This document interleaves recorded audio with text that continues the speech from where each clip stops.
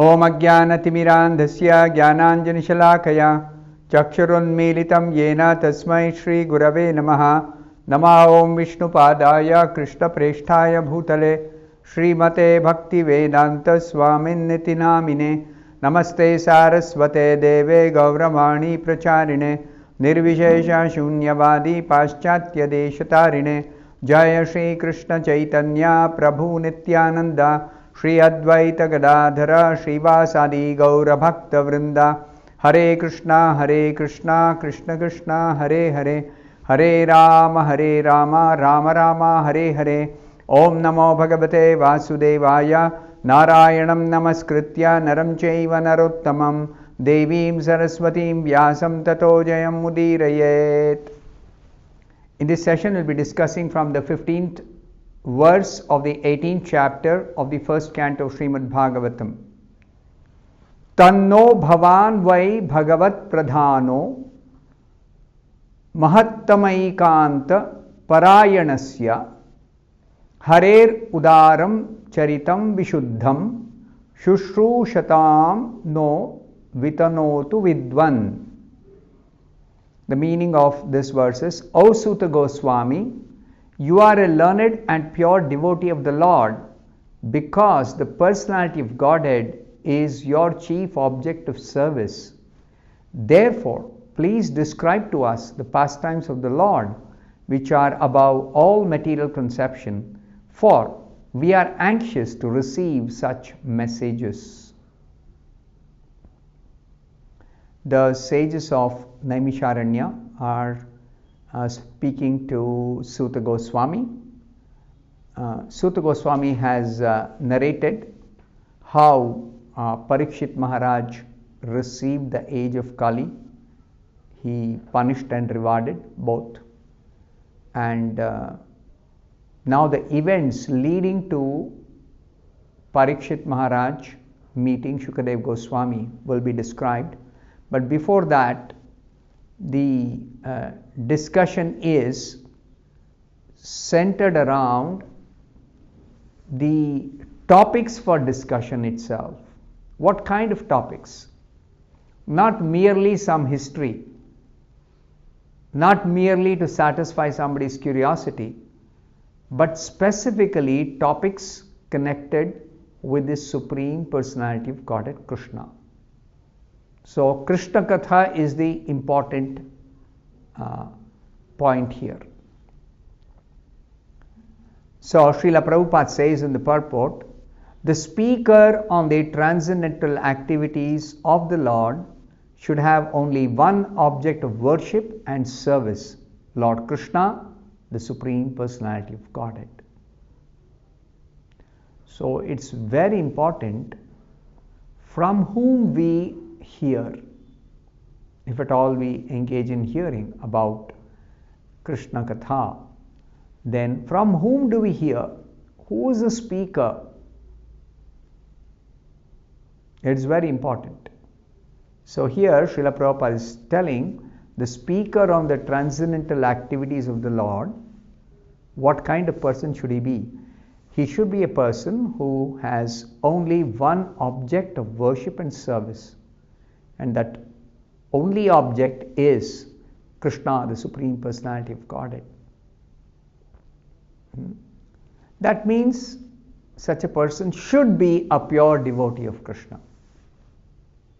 That is the intended meaning here. And the audience for such topics should be anxious to hear about him. Him refers to Krishna. The speaker and the hearers. The speaker should be a pure devotee of Krishna. The hearers should be eager to hear about Krishna only. So only when such a combination is possible, namely a qualified speaker and a qualified audience, it is then and there very much congenial to continue discourses on the transcendence. Subject matter of Krishna is not exactly relishable if the speaker is not a pure devotee and if the audience is not exactly eager to hear about Krishna Katha. So both the speaker and the hearers should be qualified. That is being said here. Now there are other kinds of speakers other than a pure devotee speaker. What are they called? They are called professional speakers. So Srila Prabhupada writes about these professional speakers because this is elaborately explained in Chaitanya Charitamrita. So what does Prabhupada say here? Professional speakers and a materially absorbed audience cannot derive real benefit from such discourses. So who are these professional speakers? Professional speakers have got a material intention, material benefit in their mind because of which they engage in speaking. So for them it is a means of earning money. Speaking on Bhagavatam is yet another means of earning money. There are so many ways people earn money in this world, but speaking Bhagavatam also has become in recent times a way of earning money.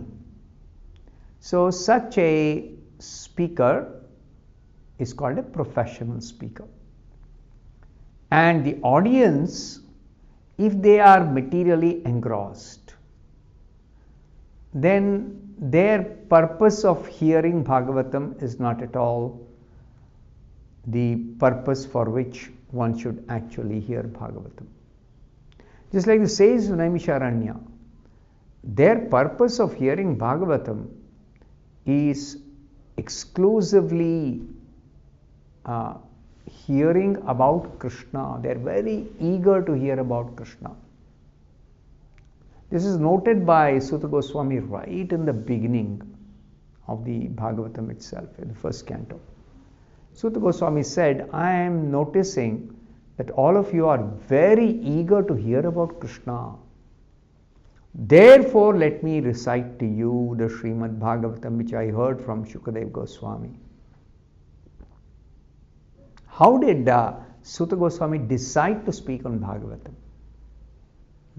It is because the audience, the hearers, the sages of Naimisharanya, they were very eager to hear about Krishna. So Sutta Goswami was very pleased to get an opportunity to speak in front of such an audience. So the materially absorbed audience, they are not exactly eager to hear about Krishna. So if either the speaker or the hearers or the audience, they are not pure devotees, or they are not persons on the pure devotional path, then there cannot be real spiritual benefit from such a discourse. Professional speakers make a show of Bhagavat Saptaha for the sake of family maintenance. This is exactly what is meant by professional speakers. They are trying to imitate Shukadeva Goswami. Shukadeva Goswami spoke Bhagavatam for 1 week, Saptaha, 1 week. Because Parikshit Maharaj had only 1 week's time before quitting his body. There is a very, very specific reason why Shukadeva Goswami spoke for only 1 week. Because Parikshit Maharaj, who was asking questions, inquiring from Shukadeva Goswami, he had only 1 week. That will be explained in this chapter as we go further.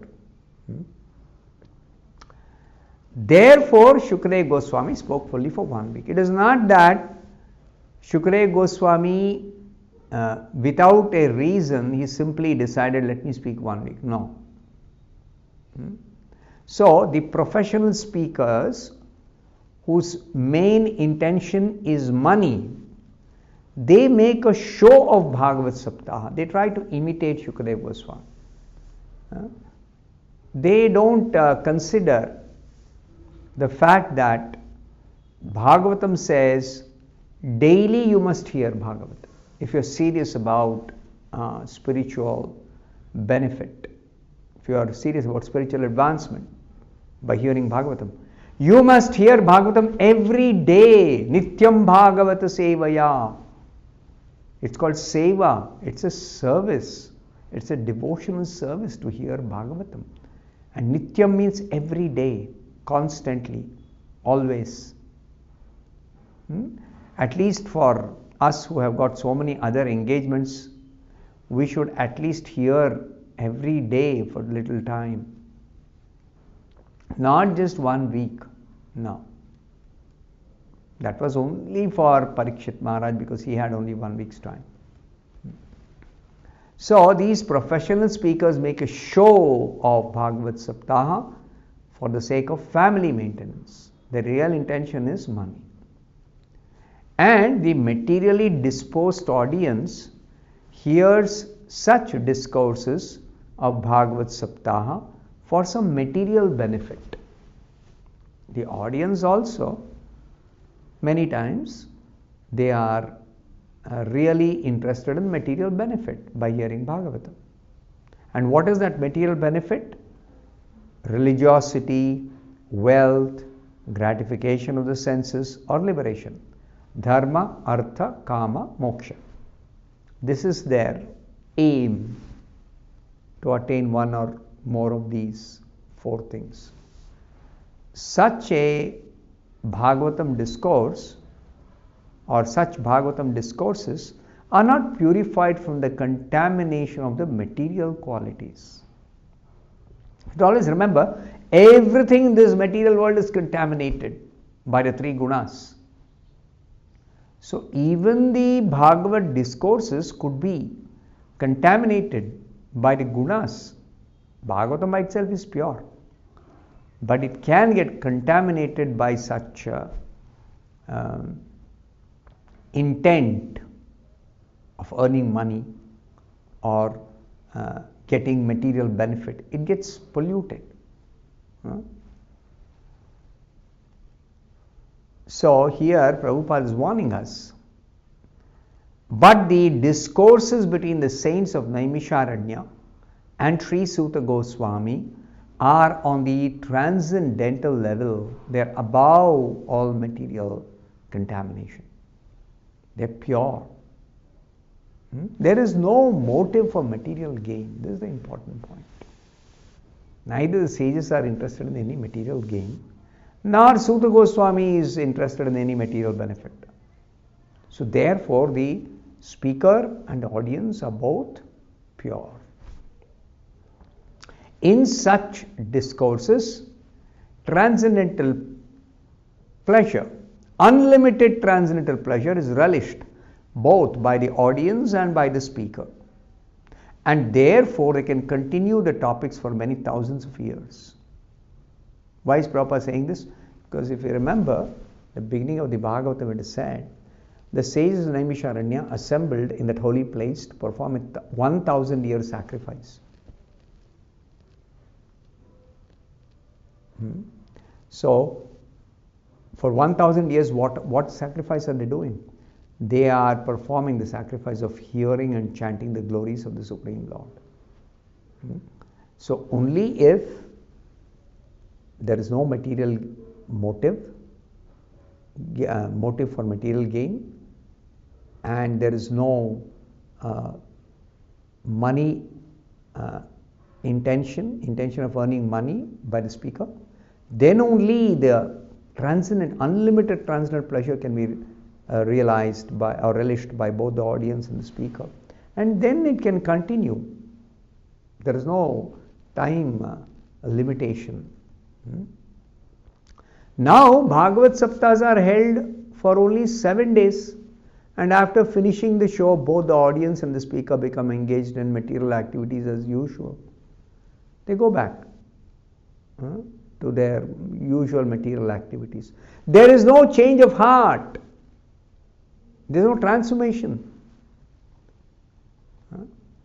So it is explained here, nowadays both the speaker and the hearers are not exactly pure or qualified. So there can't be that spiritual transformation in such a condition. I'll stop here. Thank you very much. Hare Krishna.